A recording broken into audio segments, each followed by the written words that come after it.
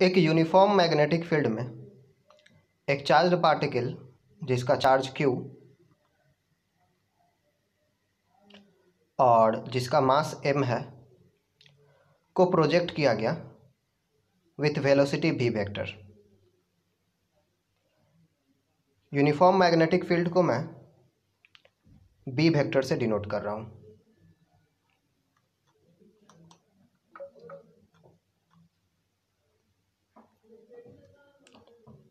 तो एक charge particle है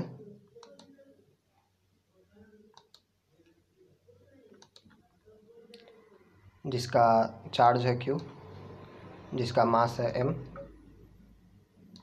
और इसे प्रोजेक्ट किया गया है एक मैग्नेटिक फील्ड b वेक्टर में। तो चार्ज पार्टिकल पर लगने वाला फोर्स होगा, चार्ज पार्टिकल पर लगने वाला लॉरेंज फोर्स होगा F vector equal Q E vector plus V vector cross B vector. हमने मैग्नेटिक फील्ड यूनिफॉर्म कंसिडर किया है और इस रीजन में इलेक्ट्रिक फील्ड मौजूद नहीं है, तो इलेक्ट्रिक फील्ड का वैल्यू 0 रहा, इलेक्ट्रिक फील्ड का वैल्यू 0 रहा। तो इस तरीके से लॉरेंज फोर्स का वैल्यू मिलेगा आपको Q V vector cross B vector.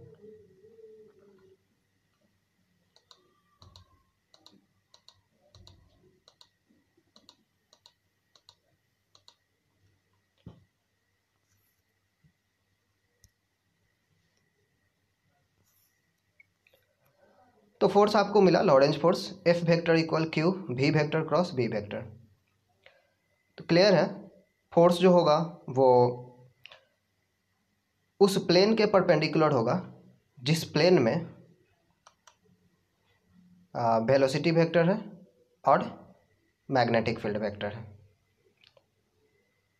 Force यानी लॉरेंज फोर्स V वेक्टर और B वेक्टर को कंटेन करने वाले प्लेन के परपेंडिकुलर होगा, या यूँ आप कह सकते हैं force is perpendicular to velocity vector and force is also perpendicular to magnetic field vector. तो फोर्स, लॉरेंज फोर्स या फिर मैग्नेटिक फील्ड चार्ज पार्टिकल को कितना पावर डिलीवर कर रहा है, मैग्नेटिक फील्ड या फिर लॉरेंज फोर्स चार्ज पार्टिकल को कितना पावर डिलीवर कर रहा है। Power delivered is given by F vector dot V vector. तो F वेक्टर और V वेक्टर के बीच जो एंगल है वो है 90 डिग्री, राइट। और F vector dot V vector का मतलब हुआ FV cos थीटा, इसका मतलब हुआ FV cos थीटा, जहाँ थीटा का वैल्यू है π/2 और π/2 होता है 0। तो इस तरीके से power delivered by magnetic field या फिर power delivered by Lorentz force is equal to आपको मिला 0।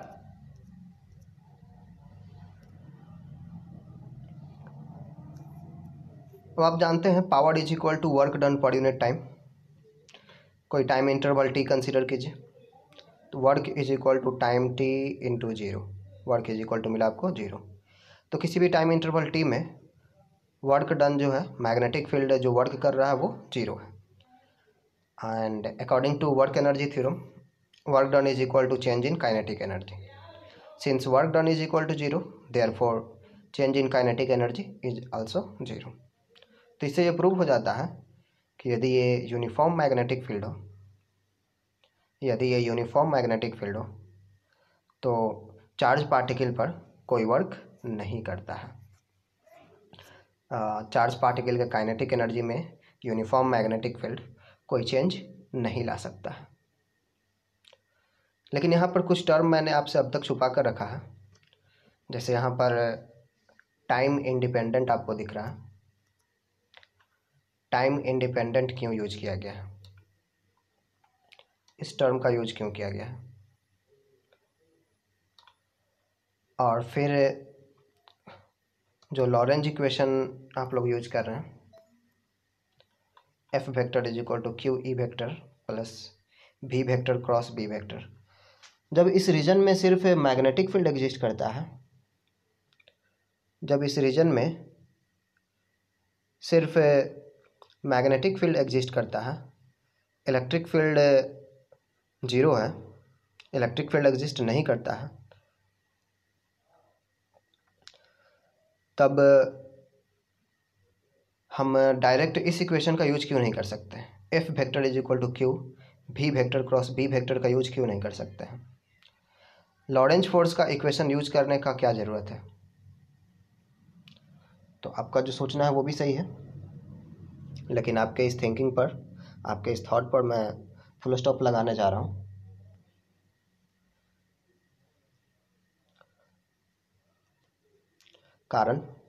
कारण है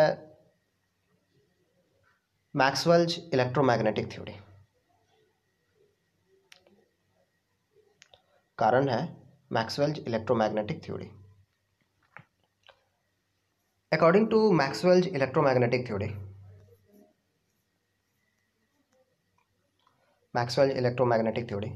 according to Maxwell's electromagnetic theory, a time varying magnetic field produces electric field and a time varying electric field produces magnetic field। यदि किसी reason में केवल magnetic field हो, लेकिन मैग्नेटिक फील्ड टाइम के साथ चेंज कर रहा हो, तो इस तरह का magnetic field electric field produce करता है। और यदि किसी रीजन में सिर्फ इलेक्ट्रिक फील्ड हो और इलेक्ट्रिक फील्ड टाइम के साथ वैरी करता हो, तो इस तरह का फील्ड मैग्नेटिक फील्ड प्रोड्यूस करता है। चलिए एक चार्ज पार्टिकल कंसीडर कीजिए एक इलेक्ट्रिक फील्ड में। अब ये इलेक्ट्रिक फील्ड हो सकता है ये कांस्टेंट हो सकता है ये इलेक्ट्रिक फील्ड टाइम के साथ वैरी कर रहा हो, यानी टाइम पे डिपेंड करता हो सकता है ये टाइम पे डिपेंड नहीं करता हो, स्पेस पे डिपेंड करता हो, या हो सकता हो टाइम के साथ भी वैरी करता हो और स्पेस के साथ भी वैरी करता हो। तो चलिए यदि स्पेस के साथ वैरी करता हो तब तो कोई बात नहीं है, फील्ड नॉन यूनिफॉर्म भी है, यदि स्पेस के साथ ये वैरी कर रहा है तो भी कोई बात नहीं है। लेकिन यदि ये टाइम के साथ वैरी करता है तो ये प्रोड्यूस करेगा magnetic field, according to Maxwell's electromagnetic theory. Maxwell electromagnetic theory के बारे में आप लोग पढ़ेंगे इलेक्ट्रोमैग्नेटिक वेव्स चैप्टर में।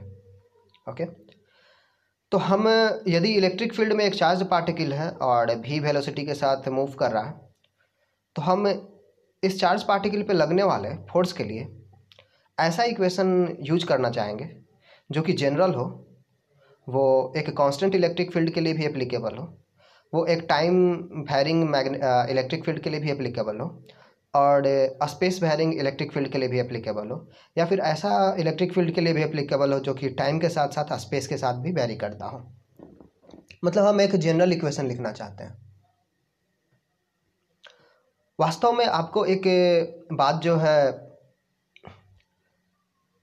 ध्यान में रखना होगा कि इलेक्ट्रिसिटी और मैग्नेटिज्म जो है कभी भी सेपरेट टॉपिक हो नहीं सकते। इलेक्ट्रिसिटी और मैग्नेटिज्म कभी भी सेपरेट टॉपिक्स नहीं हो सकते, ये दोनों इंटरडिपेंडेंट है। अब यदि यहाँ इलेक्ट्रिक फील्ड है और चार्ज पार्टिकल भी वेलोसिटी के साथ मूव कर रहा है, तो और एक्चुअली हमें नहीं पता है कि इलेक्ट्रिक फील्ड किस तरह का है, कांस्टेंट है या टाइम डिपेंडेंट है या फिर स्पेस डिपेंडेंट है, तब उस केस में ये इक्वेशन लिखना, F vector is equal to Q E vector, ये लिखना गलत होगा। हाँ, ये इक्वेशन सही भी होगा कब? यदि इलेक्ट्रिक फील्ड जो है कांस्टेंट हो। यदि इलेक्ट्रिक फील्ड कांस्टेंट हो तब इसके लिए जो है आप F vector is equal to Q E vector लिख सकते हैं, या फिर इलेक्ट्रिक फील्ड सिर्फ स्पेस के साथ वैरी कर रहा हो तो भी आप F vector is equal to Q E vector लिख सकते हैं। हाँ, लेकिन जब वहाँ पे वैरी कर रहा होगा तो E vector will be a function of position vector, right. तो फोर्स और इलेक्ट्रिक फील्ड दोनों जो है पोजीशन वेक्टर का फंक्शन हो जाएगा, जो भी हो। तो यदि ये टाइम डिपेंडेंट ना हो तब तो ये इक्वेशन सही है, लेकिन हम तो जनरल इक्वेशन लिखना चाहते हैं। तो जनरल इक्वेशन जब लिखना चाहते हैं तो हमें इस बात को ध्यान में रखना होगा कि इलेक्ट्रिक फील्ड जो है वो टाइम पे डिपेंड कर सकता है, और यदि इलेक्ट्रिक फील्ड टाइम पे डिपेंड कर रहा हो तब उस केस में ये मैग्नेटिक फील्ड भी प्रोड्यूस कर रहा है। और यदि ये मैग्नेटिक फील्ड प्रोड्यूस कर रहा है तो आपने कंप्लीट फोर्स के बारे में कहाँ कुछ बात किया, आप तो सिर्फ इलेक्ट्रिक फोर्स के बारे में बात कर रहे हैं। इस चार्ज पार्टिकल पे इलेक्ट्रिक फोर्स भी लग रहा है, मैग्नेटिक फोर्स भी लग रहा है, यदि इलेक्ट्रिक फील्ड टाइम वैरिंग हो, राइट। उसी तरीके से इस रीजन में मैग्नेटिक फील्ड कंसीडर कीजिए और आपको जो है इसमें एक चार्ज पार्टिकल मूव कर रहा है v वेलोसिटी के साथ, और आपको चार्ज पार्टिकल पे लगने वाले फोर्स के बारे में बात करना है। तो चलिए, यदि मैग्नेटिक फील्ड कांस्टेंट हो तब तो कोई बात नहीं है। यदि मैग्नेटिक फील्ड स्पेस कोऑर्डिनेट का फंक्शन हो तो भी कोई बात नहीं है, आप इस इक्वेशन का यूज कर सकते हैं। F vector is equal to Q V vector cross B vector, right. लेकिन यदि ये मैग्नेटिक फील्ड टाइम वेरिंग हो, यदि ये मैग्नेटिक फील्ड टाइम के साथ वेरी कर रहा हो, तब ये इक्वेशन सफिशिएंट नहीं है, क्योंकि ये इक्वेशन सिर्फ मैग्नेटिक फोर्स के बारे में बात कर रहा है। और यदि मैग्नेटिक फील्ड वेरी कर रहा है तो यहाँ पर इलेक्ट्रिक फील्ड भी एग्जिस्ट करता है, क्योंकि टाइम वेरिंग मैग्नेटिक फील्ड जो है वो इलेक्ट्रिक फील्ड प्रोड्यूस कर रहा है, इलेक्ट्रिक फील्ड एग्जिस्ट कर रहा है। तो फिर इस फोर्स में इलेक्ट्रिक फोर्स को भी इंक्लूड करना होगा, और यही वजह है लॉरेंज फोर्स इक्वेशन यूज करने का। हम इस इक्वेशन को यूज करेंगे जो कि एक जनरल इक्वेशन होगा, और लॉरेंज फोर्स का जो इक्वेशन है उसका ये एक्चुअल फॉर्म मैंने यहाँ लिखा है। Lorentz force F vector is equal to Q E vector which is function of space coordinate as well as time coordinate, right, plus v vector cross b vector, and b vector is also function of a space coordinate as well as time coordinate। तो ये एक general equation हुआ, किसी भी condition में applicable है। Suppose यदि electric field space के साथ वेरी नहीं करता हो, मैग्नेटिक फील्ड भी स्पेस के साथ वेरी नहीं करता, और टाइम इलेक्ट्रिक फील्ड जो है टाइम के साथ भी वेरी नहीं करता, तो सिर्फ इक्वेशन में ये टर्म रहेगा q और v vector cross b vector. लेकिन हमें शुरुआत इस इक्वेशन से ही करना चाहिए, और हमें हर बार ये आदत डाल लेनी चाहिए कि जब भी एक चार्ज पार्टिकल पर फोर्स लगने की बात की जा रही हो, इलेक्ट्रिक फील्ड में भी और मैग्नेटिक फील्ड में भी, तो हमें सिर्फ इस इक्वेशन का यूज या सिर्फ इस इक्वेशन का यूज नहीं करना है, हमें लॉरेंज इक्वेशन का यूज करना है, लॉरेंज फोर्स का यूज करना है, जो कि दोनों को इंक्लूड कर रहा है, इलेक्ट्रिक फोर्स को भी और मैग्नेटिक फोर्स को भी।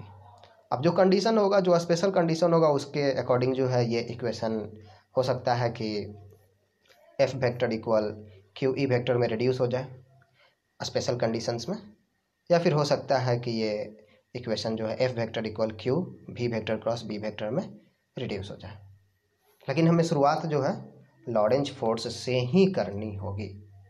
ओके, तो आई होप आपको ये क्लियर हो गया होगा कि लॉरेंज फोर्स का इक्वेशन कितना इम्पोर्टेंट है और इसका यूज क्यों किया जाना चाहिए इलेक्ट्रिक फील्ड में भी चार्ज पार्टिकल के ऊपर लगने वाले फोर्स को कैलकुलेट करने के लिए, और मैग्नेटिक फील्ड में भी चार्ज पार्टिकल पे लगने वाले फोर्स को कैलकुलेट करने के लिए हमें लॉरेंज फोर्स का यूज करना है। और क्यों करना है ये आपको क्लियर हो गया होगा। तो इस वीडियो में इतना ही। Thank you.